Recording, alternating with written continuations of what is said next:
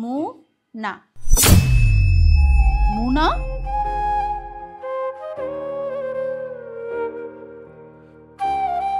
তার মানে এই কানের দুল আমার জন্য? তা নয় তো কি, তোমার কি মনে হয়েছিল? তাহলে এসব কথা? নিশ্চয়। কিন্তু আমার জন্য গিফট কেন? আজকে তো আমার বার্থডে না, ইভেন আমাদের অ্যানিভার্সারি না, কোনো কিছুই না। বাহ, তোমাকে গিফট করার জন্য আলাদা করে কোনো ওকেশনের দরকার আছে নাকি আমার?